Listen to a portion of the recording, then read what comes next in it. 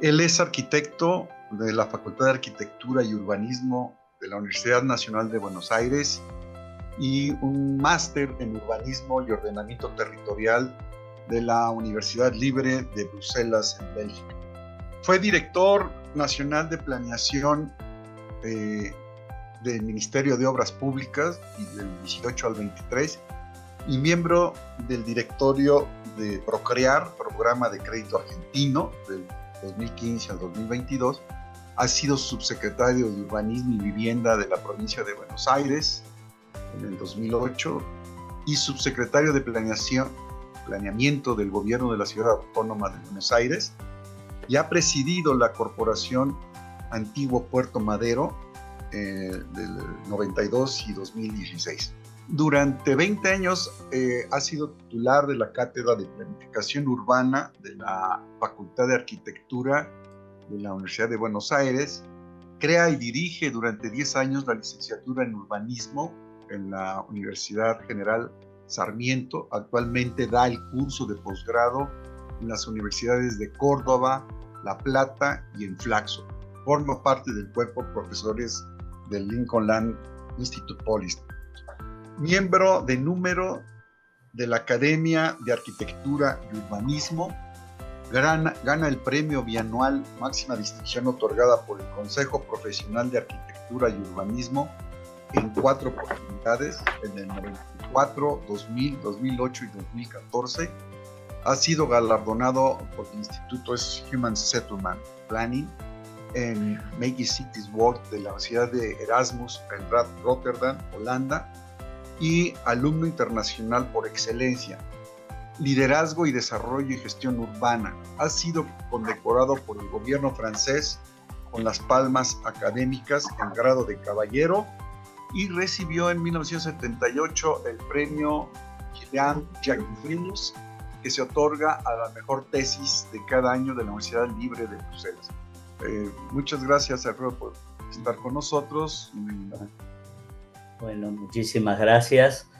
En primer lugar, agradezco al FIU y a Iraida la invitación, digamos, para compartir con ustedes esta tarde. Realmente esto del Zoom nos permite vincularnos de distintos países, de distintos continentes, y la verdad que es una herramienta muy interesante para poder conversar sobre los temas de las ciudades. También le agradezco a Pedro Abrama que me haya propuesto, digamos, para participar de este foro, y le agradezco mucho a toda la gente también de la red latinoamericana que comparto con él. En ese sentido también me entusiasma lo del FIU porque acompaña la experiencia que estamos teniendo acá en Argentina con SAPLAT, que es la Sociedad de Planificaciones Urbano-Territoriales, que se ha creado hace unos años y que en ese momento está teniendo una actividad muy intensa, incluso en defensa de la práctica del planeamiento en un momento en que digamos, el pensamiento neoliberal, digamos, está siendo tan dañino con todo lo que se refiere a planeamiento, regulaciones y papel del Estado en la definición, digamos, de políticas públicas. El tema que me interesa tratar, voy a usar un pequeño momento de imágenes en la mitad de la charla, pero tiene que ver con, digamos, una preocupación que vengo teniendo en los últimos años con las dimensiones operativas de los planes. Yo estuve trabajando estos últimos años en una tesis de doctorado sobre por qué no se aplican los planes, ¿no? Es decir, donde, digamos, parecería que el tema de preocupación, si al principio fue comprender la cuestión urbana, después fue el desarrollar herramientas, digamos, que permitan, si quieren, el desarrollo de una tecnología, digamos, de implementación de los planes. Bueno, me preocupa ver si los problemas de implementación son de naturaleza política, de naturaleza económica o cuestiones claramente operativas, ¿no? Parece que tenemos bastante reflexión sobre el qué hacer, no tenemos tanta reflexión sobre el cómo. Y esto, digamos, es digamos, el tema que me parece que puede ser interesante para conversar hoy. Podemos decir que hay ciertas debilidades de la teoría Y una que me preocupa particularmente tiene que ver con la comprensión del proceso productivo y de las condiciones en las que se desarrolla la producción de la ciudad. Es decir, y en este sentido la capacidad que se tiene desde nuestra disciplina, digamos, desde el urbanismo, para incidir sobre estos procesos de toma de decisión. Es decir, entender bien cómo es el juego de actores, cómo es el campo de fuerzas dentro del cual se desarrolla este proceso de toma de decisión. Y me parece en este sentido también que la teoría urbana ha descuidado un poco, si bien ha habido en los últimos años un avance importante en lo que es economía urbana, o sea, en el análisis de la producción de las ciudades como proceso económico, bueno, mirar cómo intervienen los factores de la producción, cómo es concretamente la actividad, digamos, de producir ciudad. Hoy me interesa presentar algunas observaciones sobre la transformación de las ciudades, su velocidad, la simultaneidad de diferentes procesos, los actores que intervienen y las condiciones materiales de la evolución del tejido urbano. Este sentido tiene consecuencias y en el momento de formular planes y proyectos urbanos y de elegir de herramientas, bueno, hay que establecer un vínculo en cuál es el comportamiento de las ciudades y cuáles son los actores que intervienen y cuál es el tipo de pensamiento que tenemos la disciplina, ¿no? Como saben, digamos, yo estoy especialmente interesado en todo lo que es profundizar la idea de proyecto urbano, que algunos llaman plan de sector o planes particulares, como estrategia de intervención, ¿no? Es decir, empezar a delimitar perímetros donde se concentran distintas herramientas y formas de intervención. Y un poco después de las lecciones aprendidas con Puerto Madero, donde me tocó participar intensamente, bueno, me preocupa también ver cómo podemos intervenir sobre áreas menos caracterizadas, sobre sectores más grises del tejido urbano, sobre lugares que no tienen, digamos, tanta exposición o tan buena localización, incluso sobre áreas que experimentan procesos profundos de descapitalización metidos adentro de la trama. En esto, la experiencia de trabajo en centros históricos, es decir, donde la definición de unidades ejecutoras que intervienen sobre un perímetro claramente acotado ha permitido avanzar mucho en esta línea. Quizá lo que podemos cambiar ahora es que no necesariamente sean áreas valiosas desde el punto de vista patrimonial, sino que podamos intervenir sobre tejidos degradados, sobre viejas áreas industriales o logísticas que han perdido actividad, o sobre barriadas que en otros momentos de la historia fueron, digamos, barriadas pujantes y en este momento experimentan estos procesos de pérdida de valor. En este sentido también me interesa que podamos ver, digamos, que el proceso de producción de la ciudad, si bien tiene como protagonistas a grandes grupos económicos, y en esto vemos, digamos, que ha habido cambios en la participación del sector financiero, el grueso de la ciudad lo producen pequeñas y medianas empresas, artesanos, lo que podríamos llamar todo este mundo de la economía social o la economía popular. Y en este punto también ver en qué medida los planes resultan atractivos, resultan facilitadores, resultan un continente adecuado para el desarrollo de estos sectores de la economía, incluyendo la autoproducción, la autoconstrucción, la intervención sobre la ciudad construida desde las mismas formas de organización, digamos, que se van dando en los sectores subordinados.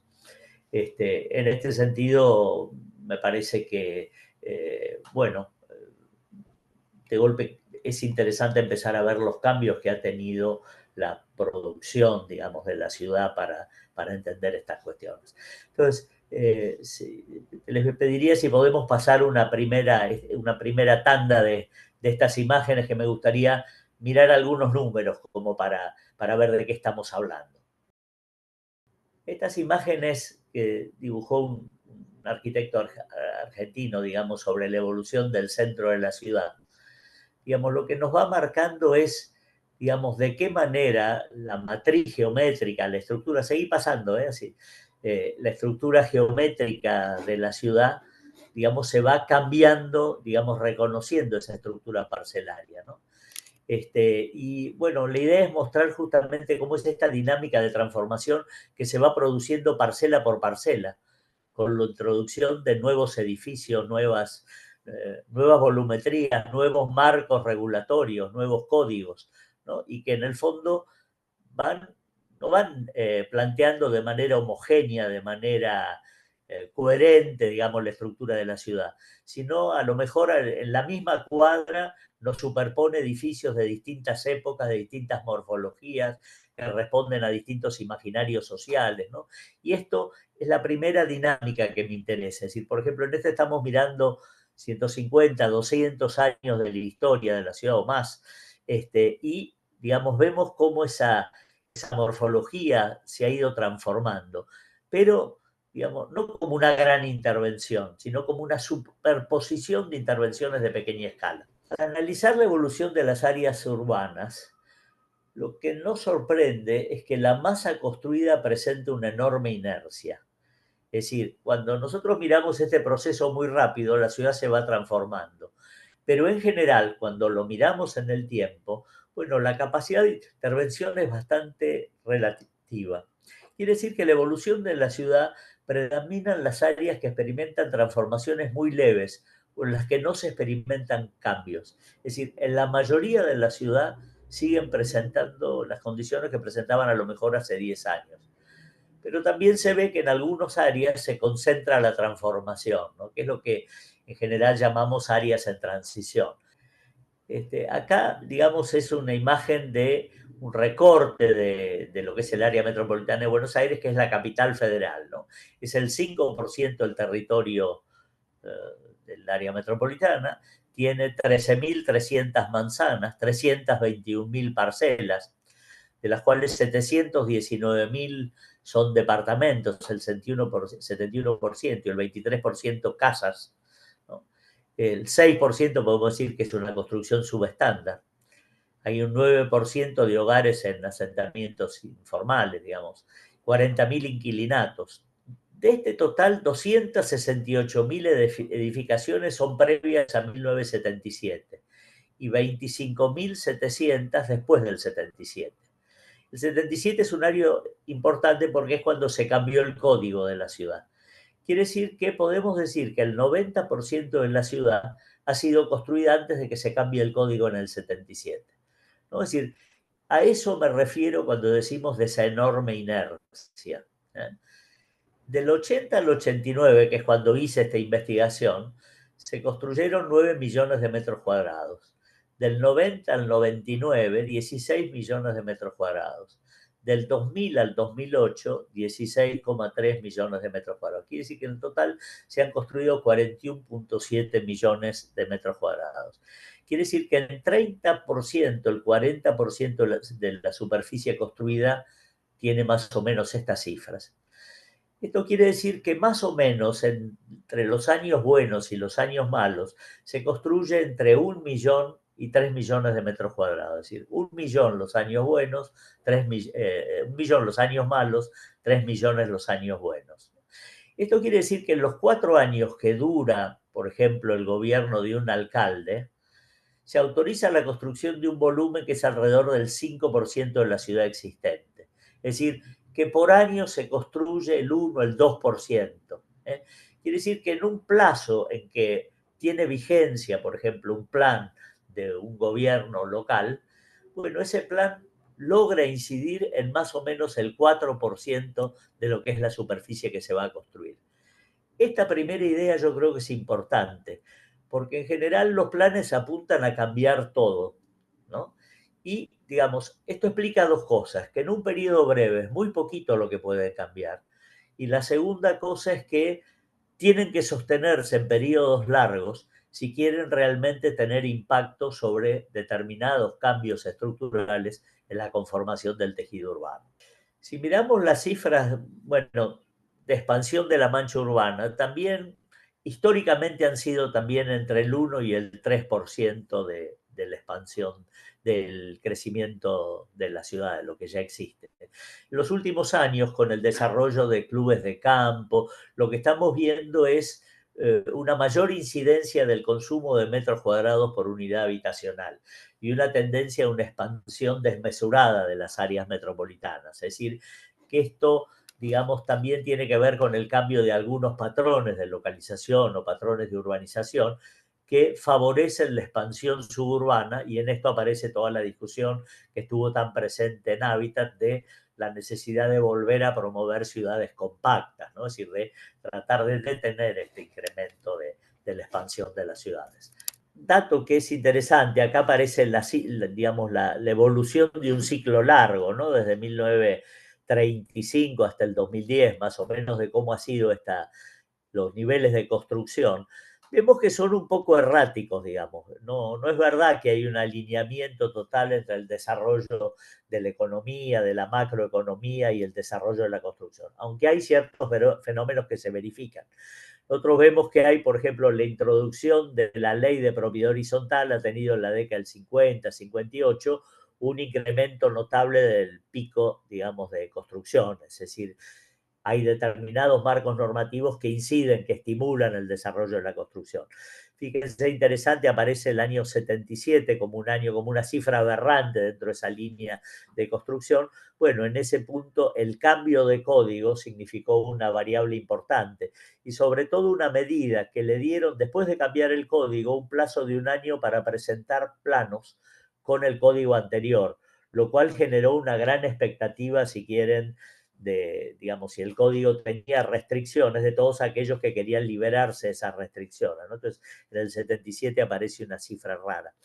Ahora, ampliando un poco los últimos años, digamos, desde el 98, 99, bueno, aparece la relación que existe entre la construcción y la economía global. Por ejemplo, en el año 2000 es la crisis profunda, digamos, que se produce en Argentina y vemos que todo lo que es la producción, digamos, los nuevos emprendimientos se caen y que momentos de mayor pujanza económica significan un crecimiento de la actividad y momentos de mayor dificultad económica y invierten en una caída de la actividad.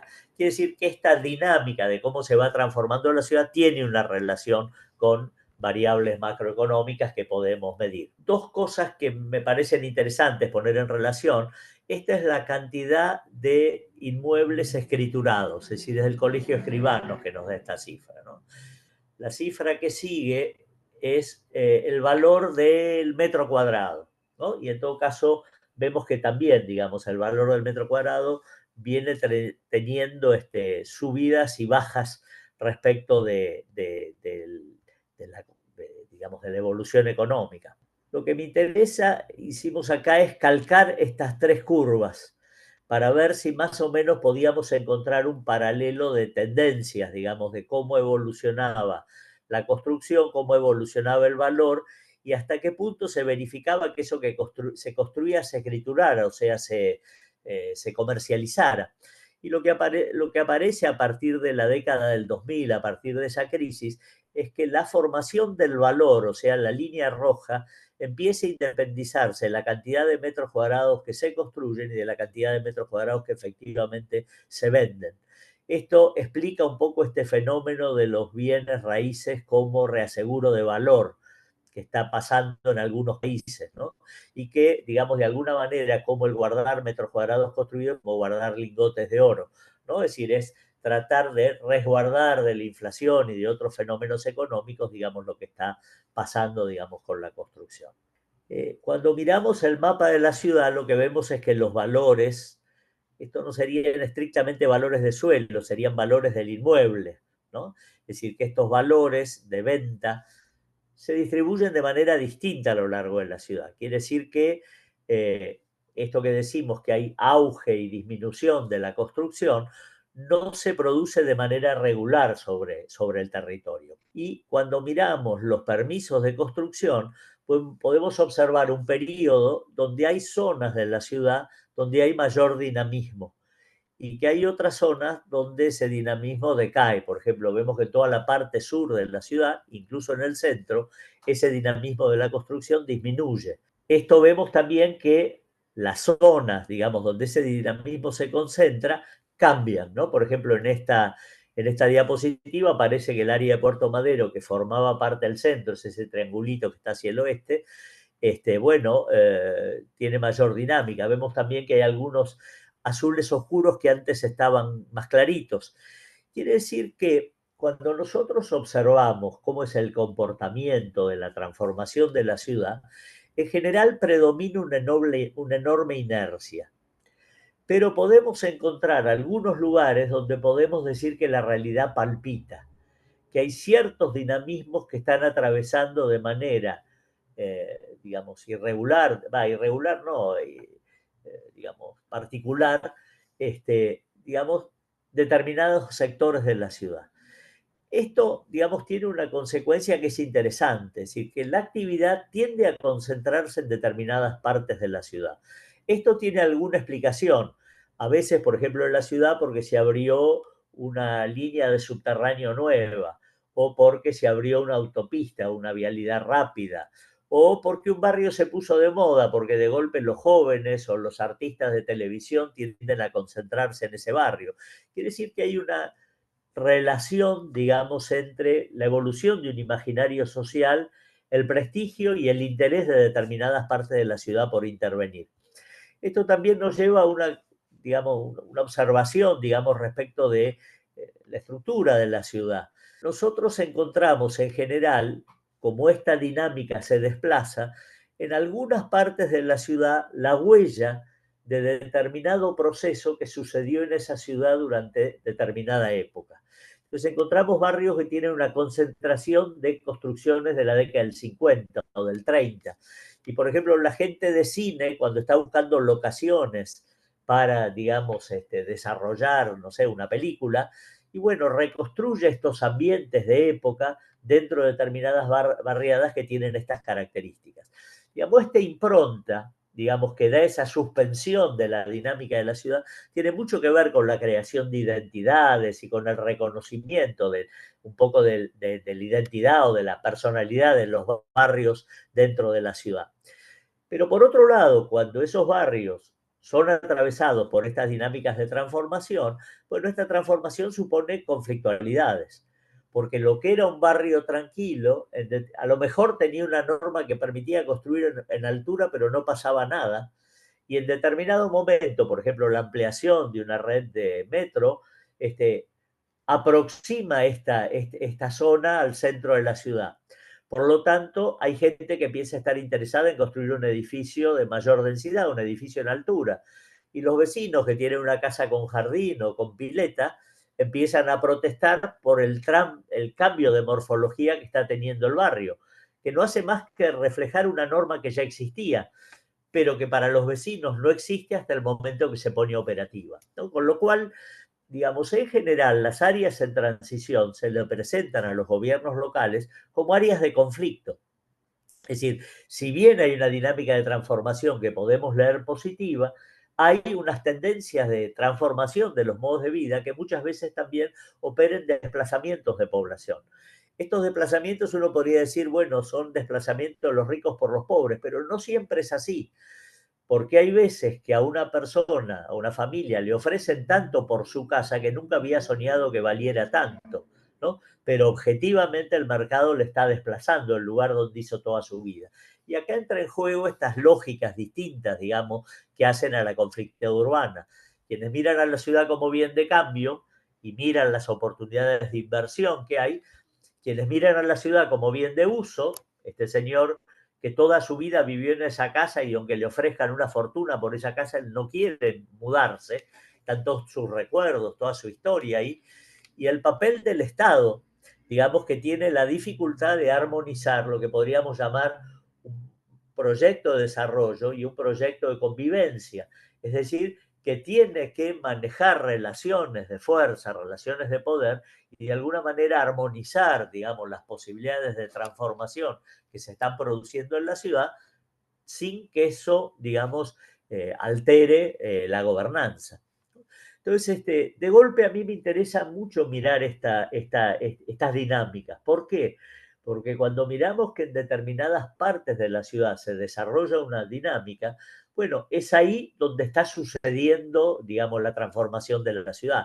Es decir, el plan urbano tiene claramente ese lugar, ese foco, digamos, como un foco al cual prestarle atención. La segunda observación es mirar el tipo de producto, el tipo de intervención que se está haciendo en ese lugar, si tiene efectos positivos o efectos negativos para la convivencia, para la salud, para el tejido urbano, para el funcionamiento de la ciudad, para la economía. Es decir, hay ahí una ponderación para hacer sobre el impacto de estas transformaciones. Y ahí viene la pregunta, si el impacto es positivo, bueno, es normal que los gobiernos locales barrenen estas tendencias.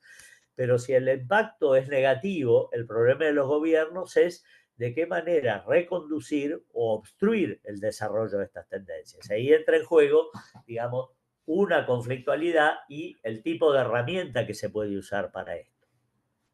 Ahora, así como, bueno, es decir, así como vemos procesos de valorización, ¿eh? También vemos que estas zonas que van quedando sin movimiento, es decir, donde hace mucho que no pasa una tendencia de transformación, bueno, son zonas que van perdiendo valor. La población envejece, el mercado inmobiliario, digamos, las inmobiliarias no están interesados por esas casas. Los jóvenes tienden a no vivir en esos barrios, o sea, se desplazan a otros barrios que sean más intensos, más interesantes. La población envejece, hay problemas de mantenimiento, experimentan procesos de descapitalización. Y para quien tiene, digamos, la responsabilidad de tener un plan urbano, y bueno, estos procesos de descapitalización también son una preocupación. Aparece la pregunta de cómo revitalizar estos barrios, cómo regenerar el tejido urbano. Esto fue muy evidente en los centros históricos, digamos, que muchos centros de mucho valor patrimonial han entrado en crisis justamente porque, digamos, en un primer momento perdieron residencia, habitantes, porque creció el terciario. Muchas veces se demolieron los antiguos edificios para hacer edificios de oficinas o edificios de sostén de la actividad terciaria y, digamos, después sucede que aparecen nuevas centralidades dentro de estas áreas que se ponen dinámicas dentro del centro, las actividades terciarias se mudan del centro, el centro vuelve digamos, a tener actividad residencial, pero abaratando, digamos, los costos de los edificios. Por lo tanto, un edificio que fue de vivienda, después se convirtió de oficinas, ahora se alquila por cuartos, ¿no? Entonces, este tema del empobrecimiento y de la localización de sectores carenciados dentro de los centros históricos fue en la década del 70 y el 80 un tema importante. Fue importante sobre todo en la década del 70 porque se revalorizó el patrimonio, porque durante el predominio de las ideas desarrollistas, de lo que fue el pensamiento de la modernidad, de la Carta de Atenas, y esto pasó muy gravemente en Buenos Aires, las ciudades demolían su patrimonio sin dolor. Es decir, en aras del progreso, de la modernidad, se demolían partes enteras de la ciudad para producir productos de última generación, ¿no? Entonces, bueno, esto, digamos, nos plantea en este escenario. Hay áreas dinámicas donde predomina una lógica y es bastante interesante ver qué tipo de productos expresan esa lógica de transformación, ¿no? Por ejemplo, hoy en día vemos que los grupos más grandes de construcción buscan parcelas grandes y cuando buscan parcelas grandes en general buscan hacer edificios en torres con perímetros cerrados donde desarrollan espacios comunes con amenities, etcétera, pero en un formato como de barrio cerrado, ¿no? Quiere decir que estos conjuntos, que son lo más dinámico, van abstrayendo partes importantes de la ciudad de su contexto urbano, ¿no? Y reproduciendo los criterios que se producen en la periferia, en los suburbios, con los barrios cerrados, con los clubes de campo, etcétera. Es decir, todas las pautas de segregación urbana que verificamos en ese tipo de urbanización, ¿no? Ahora, por otro lado, digamos, también vemos en los procesos de empobrecimiento áreas que se vuelven particularmente complicadas. Por ejemplo, los antiguos edificios de principios de siglo convertidos en lugares que se alquilan por cuarto, bueno, se adaptan, no presentan grandes problemas. Pero cuando es una torre de 10, 15 pisos de edificio de oficinas que en determinado momento, por ejemplo, las ocupan, hay un fenómeno de squatters que ocupa una torre, como pasó en San Pablo, digamos, en un momento al lado de la Villa La Galina, bueno, cómo reconvertir un edificio tomado, que es un edificio de 12 pisos, conventillizado, decimos nosotros, ¿no? Es decir, alquilado por cuarto. Bueno, es decir, nos empieza a plantear unos problemas para los cuales no tenemos muchos antecedentes y que son de difícil, digamos, rehabilitación. Bueno, cuando miramos la estructura de la ciudad, y esto es importante para ver estas dinámicas, bueno, acá es lo que vemos es la densidad de población, ¿no? Si miramos, está el centro de la ciudad, si se fija, la densidad de población es muy bajita. Los ejes que aparecen corresponden a las grandes líneas de metro, donde vemos que la densidad de población se concentra alrededor de las líneas de transporte rápido. Y, digamos, vemos grandes partes donde hay zonas residenciales de baja densidad. Es un tejido que tiende a conservarse en la baja densidad, con lo cual aparece una contradicción, o sea, la ciudad necesita densificarse para absorber el crecimiento de la población, pero es difícil intervenir densificando tejidos consolidados de baja densidad. Bueno, acá lo que aparece es la densidad de construcción. Es interesante, porque por ejemplo el centro, que tenía baja densidad de población, tiene mucha densidad de construcción. Vemos también que acompaña, digamos, las líneas de metro, de transporte, digamos, rápido, de transporte ágil y de masas, pero, digamos, también vemos que hay una tendencia de concentración, digamos, de dónde la densidad se va produciendo dentro de la ciudad. Y esto arma una lógica, es decir, que son áreas residenciales de baja densidad que se han ido demoliendo para habilitar en su lugar un tejido de mayor densidad. La diapositiva que sigue nos muestra el nivel socioeconómico de la población. Y vemos que en general las áreas densas y las áreas con mayor densidad de construcción, con departamentos, corresponden a los sectores de mayor poder adquisitivo. Vemos que, sin embargo, quedan algunos enclaves, digamos, donde aparecen los sectores más oscuros. Por ejemplo, este es alrededor de una zona fabril que quedaba, digamos, cerca del área central, el centro geográfico de la ciudad. Y es notable la diferencia entre el norte y el sur de la ciudad. El sur ha sido históricamente el lugar de las fábricas y de los trabajadores, y sigue siendo el lugar, aunque tiene menos dinámica, digamos, en la construcción de edificaciones a la altura, pero también en zonas de alta densidad, sobre todo conjuntos de vivienda pública de alta densidad que, digamos, corresponden a sectores de muy bajo poder adquisitivo. Me gustaría centrarme como una tercera idea en cómo viene produciéndose la dinámica de la producción, es decir, cómo el sector de la construcción se ha ido transformando mientras este proceso aparecía, ¿no? Cuando miramos la historia, digamos, tradicionalmente cómo funcionaba la construcción, encontramos las empresas constructoras y sobre todo una tendencia a la concentración, grandes empresas constructoras. En la década del 60, el 70, estas empresas crecieron notablemente, en gran medida apoyada por lo que fue la construcción de vivienda pública. O sea, una parte muy importante de su cartera recibía un cierto subsidio de las políticas públicas de construcción de vivienda. Y mientras tanto, siguieron interviniendo sobre la trama, sobre parcelas que eran cada vez más grandes, una parcela de 2.000, 2.500 metros, 5.000 metros, digamos, media manzana, donde en general construían torres o de oficinas o de vivienda. El formato de la torre explica bastante el desarrollo de estas empresas porque permiten el desarrollo de procesos fordistas, o sea, de sistematizar, digamos, la construcción, lo cual le requiere una cierta escala en cada obra. Ahora, esto, Samuel San Jaramillo hizo un trabajo interesante publicado por el autogobierno en la década del 70, donde hacía como una tipificación de cómo se presentaba la industria de la construcción. Y decía, por un lado, existen grandes grupos que hacen intervenciones de cierta escala. En ese momento yo diría un edificio estándar de unos 10.000, 15.000 metros cuadrados, una torre de oficinas, una torre de vivienda. Decía, sin embargo, que el grueso de la construcción, edificios entre 1.000 y 3.000 metros cuadrados, se hace con empresas manufactureras.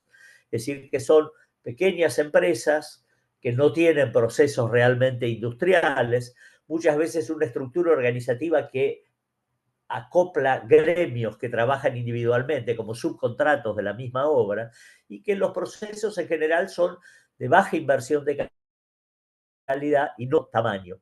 Ahora, paradójicamente, y esto vamos a ver después con cifras cómo sucede en este momento en la ciudad, en este cuadro que estábamos viendo en general, bueno, podemos decir que casi el 60%, una parte muy importante de la construcción formal, se realiza por estas empresas.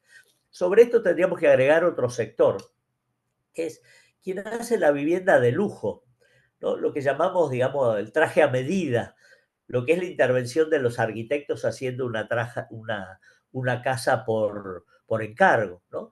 Que en general, digamos, lo hacen sectores artesanales, o sea, muchas veces el arquitecto mismo organiza la obra y contrata un albañil, un plomero, un electricista y arman, y estas se hacen como en el siglo XII, digamos, ¿no? Es decir, los gremios participan, cobran, trabajan a destajo y, digamos, no se puede hablar de una empresa y mucho menos de una industria de la construcción, pero significa un sector muy importante incluso de la vivienda de los sectores de mayor poder adquisitivo. Por último, podríamos decir que, sobre todo en el suburbio, una parte muy importante de la construcción se realiza por autoconstrucción, o sea, son los mismos habitantes que construyen su propia casa.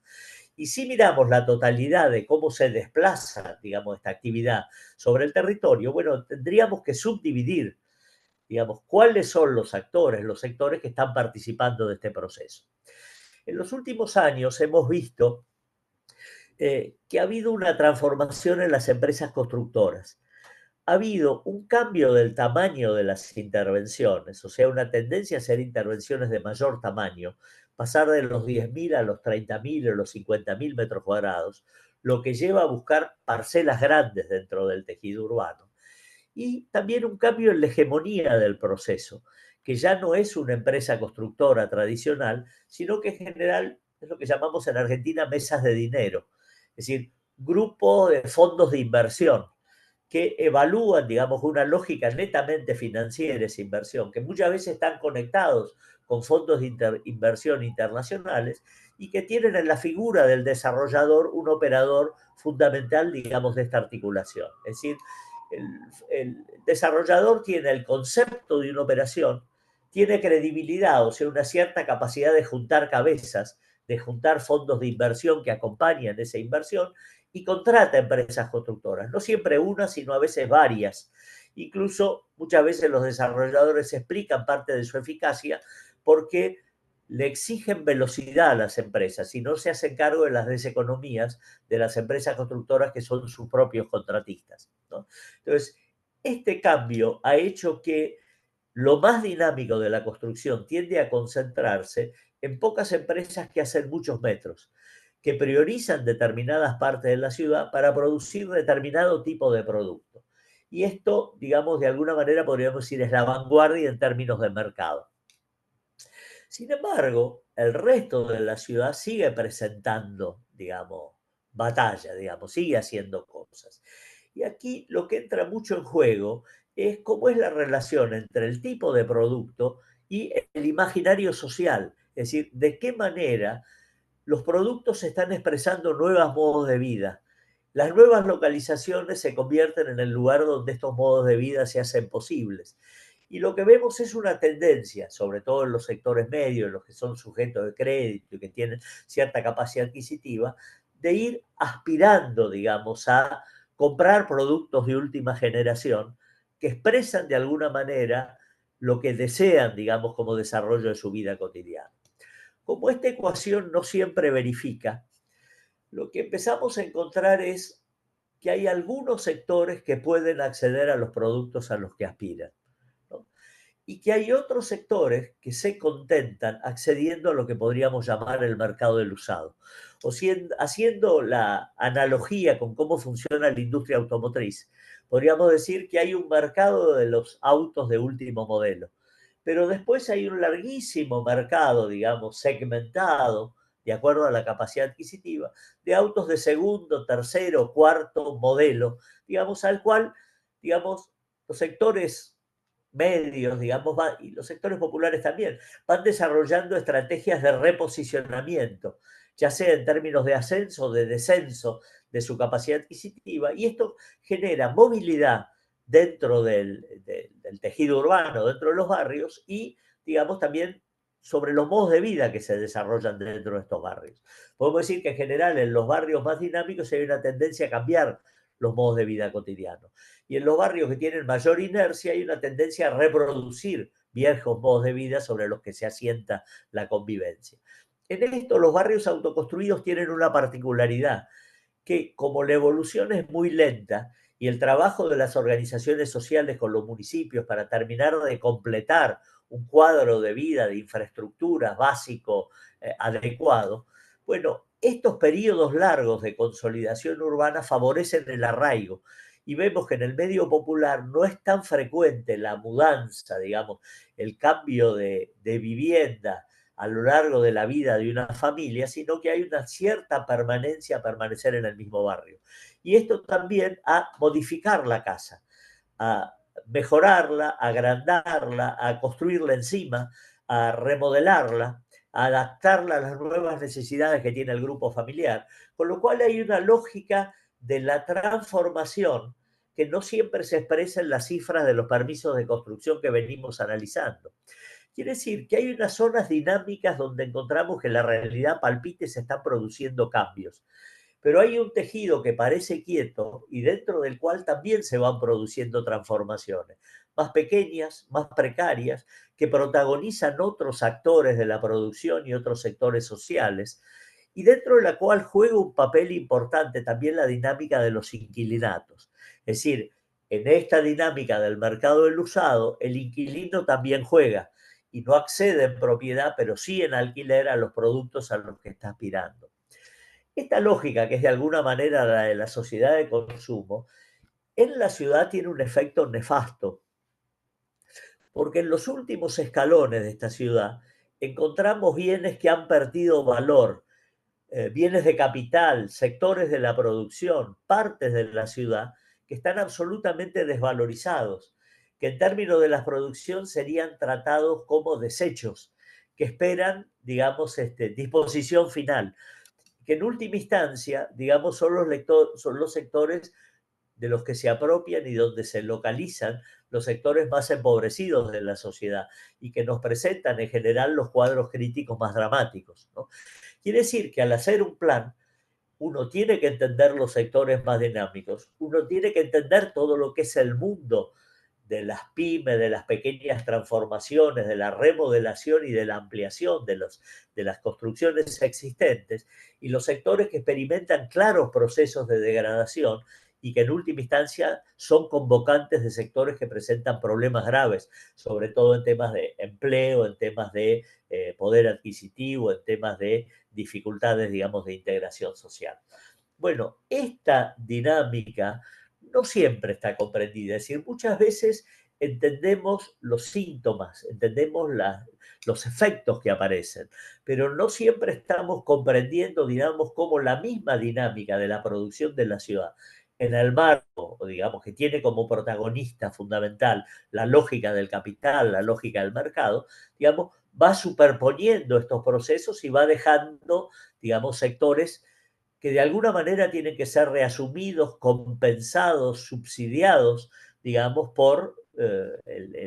digamos, por el poder público, por la solidaridad social. Esta cuestión, digamos, en términos de arquitectura, tiene cuestiones importantes. Por ejemplo, la estructura parcelaria fuerza esta inercia, hace más difícil intervenir sobre los procesos. Los lotes de 8,66 o 10 metros de ancho que caracterizan las tramas fundacionales, digamos, la mayoría de nuestras ciudades, obligan al edificio de doble crujía, obligan a los condominios con patios interiores, ¿no? Es decir, y si bien hay códigos que intentan rescatar el centro de manzana o las dimensiones mínimas de los patios, digamos, no siempre dan unos productos muy adecuados. El englobamiento de parcelas, produciendo parcelas de frentes más anchos, tiene un impacto decisivo sobre la capacidad de mejorar el tipo de producto. En esto es interesante entonces las operaciones de diseño urbano, hasta donde el reparcelamiento o la reorganización de la estructura parcelaria pasa a ser un tema importante. Ahora, claro, la estructura de la propiedad y sobre todo la propiedad horizontal hace que lo que era una parcela regular de la ciudad, que tenía un propietario, ahora tenga 10 propietarios, ¿no? Por lo tanto, recomponer la unidad funcional, digamos, la unidad fiscal, no sé cómo llamarla, patrimonial de esa parcela, bueno, supone, digamos, un trabajo de gestión muy complicado. sobre todo considerando que el último que venda va a vender carísimo, ¿no? Por lo tanto, el desarrollo de formas organizativas, barriales, operatorias que favorezcan el englobamiento de parcelas, la reunificación o el retrasado de contextos parcelarios, hoy aparece como una cuestión central. Yo en eso soy un admirador de los criterios de expropiación que define la ley de suelos colombiano, que define que en el marco de un plan se puede definir perímetros donde hay operaciones de reparcelamiento y dentro de eso obliga a expropiar a valores de mercado y le da a los afectados la posibilidad de exigir ser considerados socios de la nueva urbanización, del nuevo trazado, incorporados a un fideicomiso que le devuelva, digamos, la parte de metros cuadrados que ellos ponen en el conjunto en cantidad de metros cuadrados construidos o nuevas parcelas reconfiguradas. Yo creo que estos ejercicios de reconfiguración parcelaria son una de las claves que tenemos en este momento, porque permite densificar, reformular, digamos, las geometrías constructivas y recuperar espacio público, ya sea ensanchando calles, abriendo áreas verdes. Cuanto más grandes son las operaciones que van más allá de la manzana, llegan a 4 manzanas, a 6 manzanas, digamos, las posibilidades de recomponer este tipo de tejidos son importantes.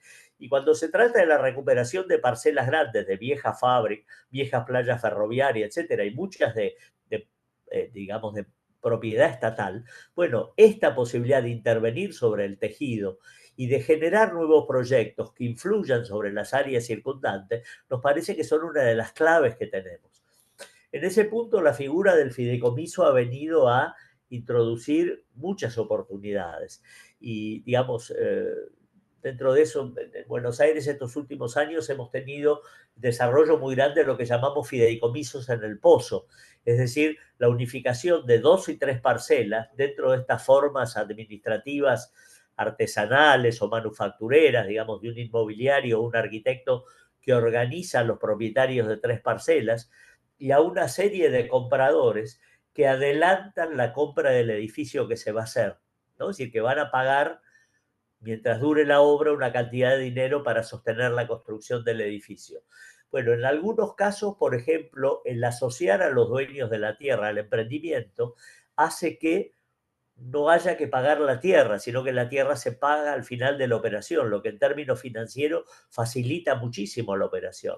Si esto además se ve apalancado por un banco que paga las cuotas, digamos, de avance de obra y después convierte ese crédito de corto plazo, que es el tiempo de la construcción, en un crédito de largo plazo, que es lo que van a pagar los beneficiarios del edificio, bueno, es decir, ahí aparece una política de vivienda que nos saca de los grandes conjuntos, nos saca de las grandes empresas, nos pone en el universo de las pequeñas empresas manufactureras o como en el caso de Montevideo, en las cooperativas de vivienda, ¿no? Es decir, que intervienen en esta escala de 1, 2, 3 parcelas, recomponen un edificio, sacan un edificio deteriorado e introducen un edificio contemporáneo, digamos, con buenas condiciones de habitabilidad, a veces con locales comerciales en la planta baja que contribuyen, digamos, al desarrollo de la economía y de la vida barrial, y nos están ubicando digamos, en otra perspectiva de cómo incidir. Fíjense, en esto estamos mirando las encomiendas que hay. Esto lo hace el Consejo de Planificación Urbana de la ciudad, hace el Colegio de Arquitectos y Urbanistas de la ciudad, hace un registro de los permisos de construcción que se van presentando cada año. Y en esto aparece una cuestión interesante que es la cantidad de encomiendas que se hacen por año. Y en esto lo que se ve es lo que es en verde para sectores, para empresas grandes, en rojo para, digamos, para emprendimientos medianos y en azul, digamos, para lo que es vivienda normal. Esto va siguiendo año por año, como es la evolución. Ah, ahí está perfecto. Va siguiendo la evolución de las encomiendas. Ahí se ve, perdón, esto es por tamaño de emprendimiento. Hasta 1000 metros, como ven, son las azules, Entre 1.000 y 5.000 metros son las rojas y más de 5.000 metros son las verdes. Quiere decir que acá estamos estableciendo una relación entre los permisos de construcción y el tamaño de las empresas. Estas son las encomiendas de demolición, que son como la contraparte de esto, ¿no? Es decir, podemos decir que, digamos, hasta dónde la ciudad se está demoliendo para abrir, digamos, nuevos productos, ¿no? Y esto, digamos, si comparamos las cifras de construcción con las cifras de demolición, aparece un tema que es importante. Cuando nosotros miramos el código, o los códigos, para alguien que va a hacer una intervención en una parcela, bueno, calcula cuánto va a ser el costo de la tierra y cuánto va a ser el costo de la construcción. La proporción entre el costo de la tierra dentro del costo de la construcción es lo que llamamos incidencia, es el costo de la incidencia en la tierra en el metro cuadrado que después se va a comercializar, ¿no? En algunos casos, Buenos Aires durante un tiempo llegó a ser el 15%, el 30%, el 40%. En Madrid hubo una época que la tierra salía tanto como la construcción que se le iba a hacer encima, ¿no? O sea que es el 100% la incidencia. Ahora, cuando la constructibilidad no es mucha, es decir, no es 4 veces el tamaño del terreno, que por ejemplo es la medida de las zonas de alta densidad en la ciudad de Buenos Aires, sino que es el 2 o el 3. Bueno, lo que entra en juego es si los metros cuadrados que voy a construir me compensan no el valor del suelo, sino el valor del edificio que tengo que demoler, de la casa que tengo que demoler, que la podría vender a valor de metro cuadrado construido. Quiere decir que en muchos casos la constructibilidad permitida no justifica la demolición de la casa existente. Esto puede ser una buena noticia para aquellos, digamos, que apuntan a proteger el patrimonio, a tratar de minimizar las demoliciones. Pero por otro lado, digamos, para partes de la ciudad es una seria restricción respecto a lo que se puede construir. Entonces, muchas veces la poca construcción llevaría a remodelar o en algunos casos a crecer hasta el límite de lo permitido, pero valorando la edificación existente, es decir, como ampliación de la edificación existente. Y ahí hay una serie de variables que nos permiten ver en qué casos tiene sentido demoler, hasta dónde, digamos, es conveniente tener densidades intermedias, no favorecer las densidades altas justamente para favorecer esta capacidad de sustitución. Y qué medidas hay que hacer para que la intervención sobre las zonas de densidades medias, digamos, pueda resolver este tema del costo de las edificaciones existentes, ya sea con buenas intervenciones de remodelación o de ampliación, o, digamos, bueno, manteniendo y subdividiendo las edificaciones existentes. La tercera variable nos está diciendo por el tipo de edificación, ¿no? Entonces, lo que es ampliación y lo que es obra nueva. En general, lo que vemos es que en general predomina la obra nueva. Y que esto que decimos de que en las áreas donde no está sucediendo la obra nueva, la posibilidad de hacer ampliaciones o remodelaciones es una alternativa, vemos una alternativa que no tiene demasiado peso. O sea, lo hegemónico sigue siendo que los metros cuadrados se producen en esas áreas que aparecen como áreas donde la realidad está activa. En esto aparece la encomienda según el destino, ¿no? El 14% es vivienda individual, el 69% es vivienda colectiva. Esto en cantidad de emprendimientos, y si lo miramos en cantidad de metros cuadrados, es el 74% lo que se produce en vivienda colectiva. Para lo que es construcción, digamos, del sector más concentrado, ¿no? Eso que decimos los edificios del sector más alto, bueno, es el 5% de los permisos y el 10% de los metros cuadrados construidos que se dirige a ese sector, ¿no? Que es lo que decimos es que expresa un poco la vanguardia. Y para lo que es vivienda individual es el 14% de los permisos y el 3% de los metros cuadrados construidos. Quiere decir que predomina la construcción de conjuntos habitacionales y de condominios hechos por el sector manufacturero, y esto, digamos, sigue siendo el grueso, digamos, de lo que se produce. Sí, encomienda según escala. Acá hay una cuestión importante que es que el 2% de las encomiendas significa el 31% de las escalas grandes, o sea que el sector concentrado, siendo muy pequeño, produce el 31% de la construcción. Y las empresas medianas, digamos esas que decíamos de manufactureras, bueno, producen el 64% de los metros cuadrados, ¿no? Por último, las empresas pequeñas son el 77% de las encomiendas, pero producen el 15% de lo que se produce, ¿no? Entonces, digamos, lo que quiero decir es que en general, al hacer un plan, es importante tener estos números a mano, ¿no? Más allá de aplicar en el plan una ideología, el concepto, las recomendaciones de hábitat, etcétera, es mirar cómo se comporta la actividad de la producción, digamos, cómo es que se está haciendo de la ciudad, quién la hace, cuántos son, qué hacen, qué productos presentan, qué pasa en las zonas grises, digamos, las que no expresan claramente, digamos, lo que se destaca. Cuando mapeamos estas localizaciones, bueno, vemos que en general corresponden con las áreas que veíamos con más poder adquisitivo y con las áreas que veíamos con mayor densidad. Sobre todo si miramos la obra nueva, digamos, que es lo que aparece en verde, es lo que se concentra, digamos, sobre las líneas de metro y sobre las áreas densas de la ciudad, vemos también que las ampliaciones suceden en las zonas donde había menor densidad, ¿eh? Y que los puntitos chiquitos, que son las obras menores, digamos, están muy distribuidas en la ciudad y sobre todo en los barrios donde aparentemente no pasa nada. Bueno, la encomienda según tipo, bueno, es ampliación, obra nueva, el 62% de las encomiendas fue obra nueva, ¿no? Con un frente de dinamismo, digamos, en el momento que se hizo esta encuesta el año pasado. La última creo que es esta, mira dónde están las demoliciones, ¿no? Y vemos que en general las demoliciones no se producen en las áreas de mayor densidad, o sí aparecen, digamos, intercaladas dentro de los edificios de mayor densidad, pero está claro que la inercia que presenta la ciudad construida, cuanto más alto es el nivel de construcción, digamos, más densidad de construcción hay en ese sitio, digamos, más reticencia tiene a la sustitución.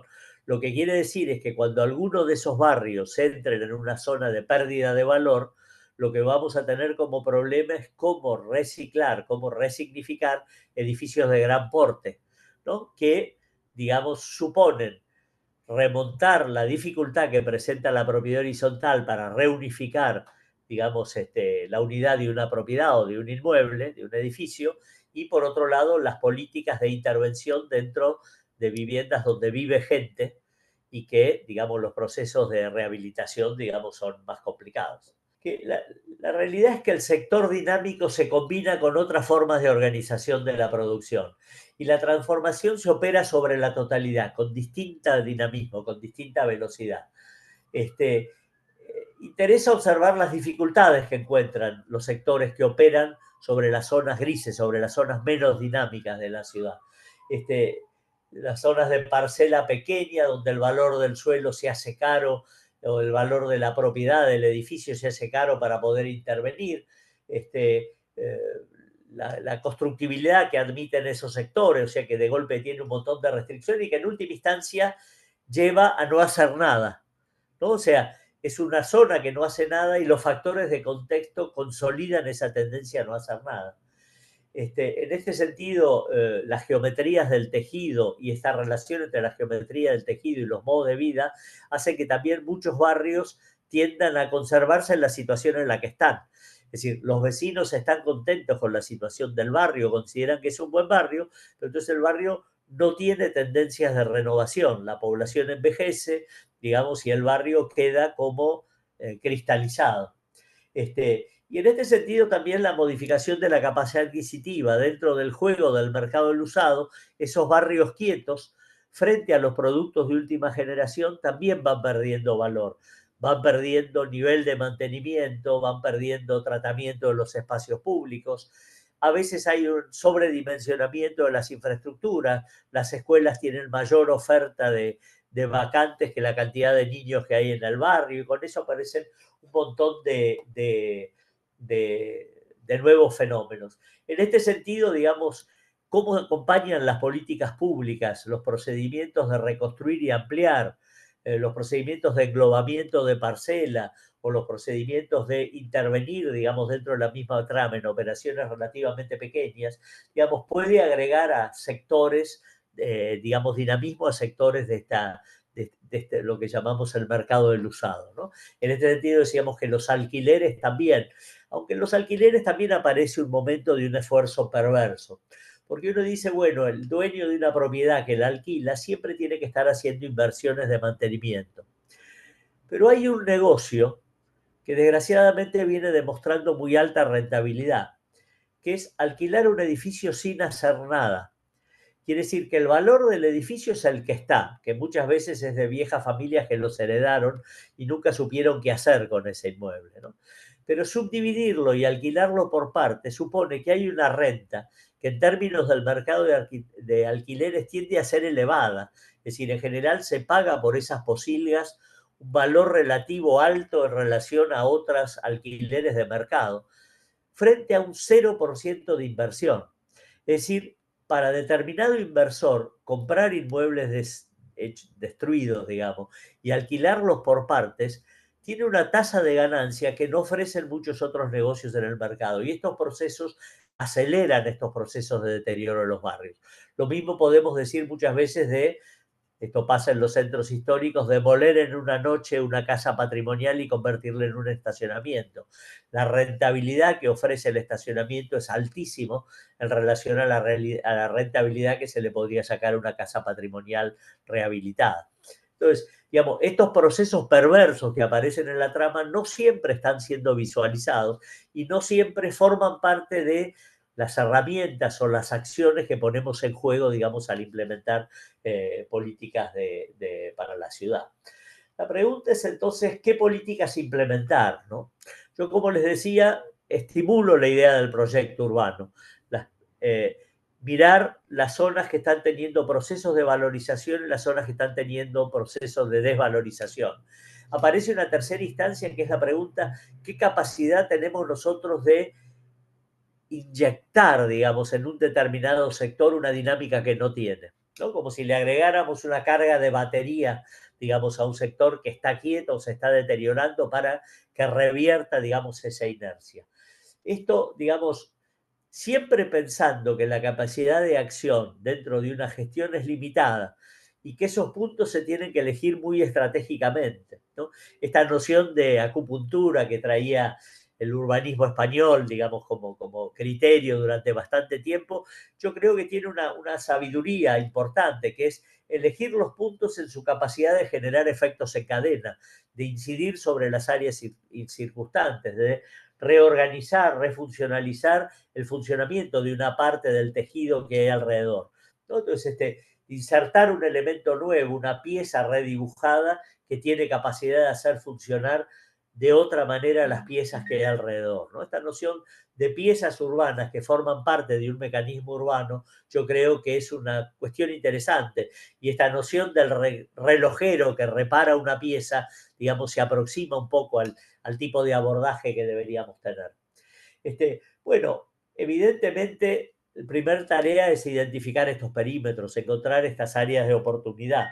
Así como los inversores buscan áreas de oportunidad donde poder realizar una renta extraordinaria, valorizar suelo, cambiar el código, instalar nuevos productos. Bueno, también nosotros podemos encontrar áreas de oportunidad para insertar políticas de rehabilitación, de regeneración, que tengan un fuerte carácter social. Segunda cosa, en esto, bueno, buscar parcelas grandes o buscar parcelas adecuadas, sectores de la ciudad que tienen posibilidad, digamos, de producir intervenciones de corrección del trazado, ¿no? De ampliación de espacios públicos, de densificación y apertura, digamos, liberación de suelo que puede ser utilizado como espacios públicos o para otros fines. Empezar con estos mecanismos de englobe de parcela, mejorar formatos, buscar nuevos productos, mejorar geometrías, ¿no? Que permitan que estas intervenciones sean viables y vincularlos con mecanismos de código, mecanismos crediticios, mecanismos franquicias, digamos, que permitan, digamos, facilitar este tipo de intervenciones. Yo creo en este sentido que la figura de los fideicomisos significa un aporte muy importante. Se podrían hacer sociedades anónimas y cooperativas también, pero estas formas de unificar la propiedad alrededor de un proyecto y, digamos, muchas veces dar el aval de las políticas públicas como garante de estas transformaciones de pequeña escala.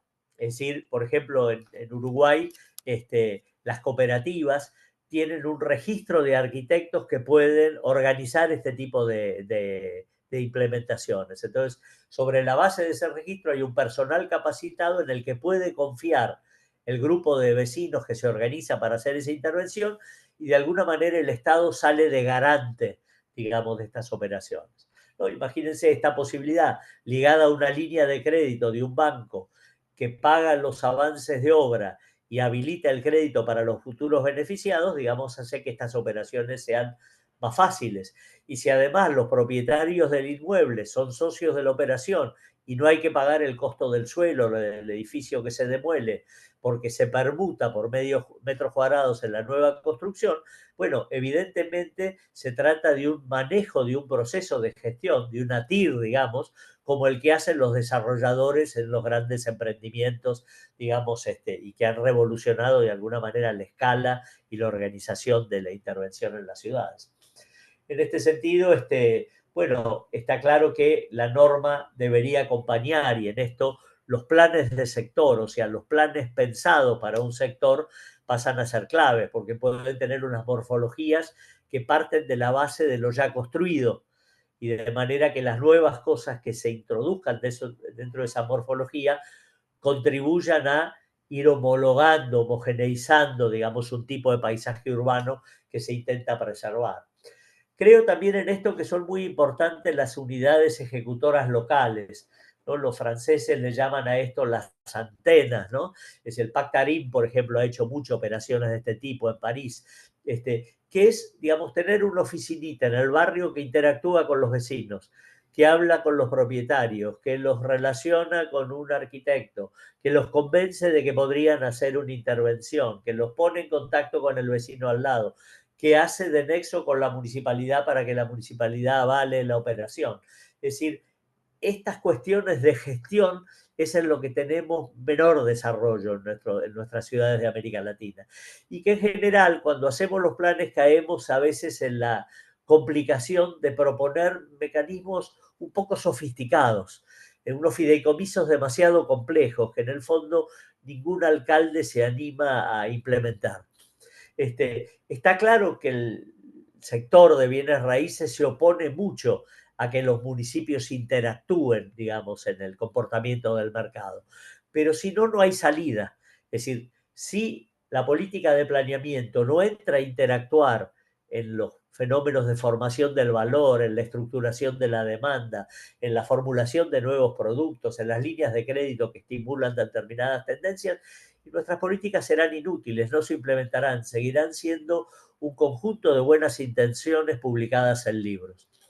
Y en este sentido yo creo o nos seguirán recostando, digamos, arrinconando en pensar que el código, o sea, la normativa y la obra pública son las dos únicas herramientas eficaces, ¿no? Es decir, todo nuestro desarrollo tiene que ver con el estudio de casos de lugares donde haya habido modalidades de gestión innovadoras, nuevos, unidades ejecutoras de proyectos de intervención urbana que resulten exitosos.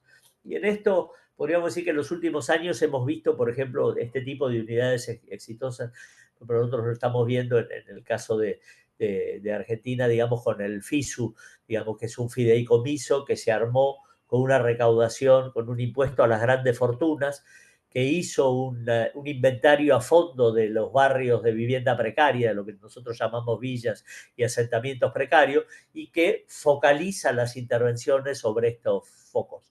Es decir, por ejemplo, algunas intervenciones sobre villas en capital, como fue el caso de la Villa 31 o de la Villa 20, digamos, que lo que llamamos esponjamiento, abre determinados lugares donde se pueden producir algunas viviendas nuevas, se trasladan algunas familias a estas viviendas nuevas y se abren pasillos, se habilitan calles, se abren espacios públicos y en algunos casos se engloban las parcelas existentes en la villa de A2, para poder intervenir sobre 2 parcelas para la resolución de la vivienda de una unidad familiar, ¿no? Y a veces en algunos casos de un edificio, porque se ha construido vivienda sobre vivienda, todas por autoconstrucción y de manera informal, y la resolución de estos nuevos edificios, bueno, a veces suponen unificar dentro de una parcela grande y remodelar un edificio, ¿no? Es decir, hacer que haya un sistema de escaleras, de espacios comunes, ventilaciones, ya como un problema de arquitectura, no como un problema de urbanismo. Bueno, yo les agradezco mucho, digamos, la posibilidad de poner estas ideas sobre la mesa. Me interesó mucho, digamos, la posibilidad de hablar con colegas de distintos países de América Latina y de Hispanoamérica, y de España. Y bueno, creo que de golpe interesa abrir una nueva agenda de cuestiones, ¿no? Es decir, hay algunas que ya tenemos conocidas, sobre las cuales se ha discutido mucho estos años. Yo creo que en esta de cómo es el cómo de las intervenciones de urbanismo y tratar de trabajar alrededor de este cómo, un medidor de eficacia, me parece que es lo que hay que poner en la mesa de discusión. Muchísimas gracias.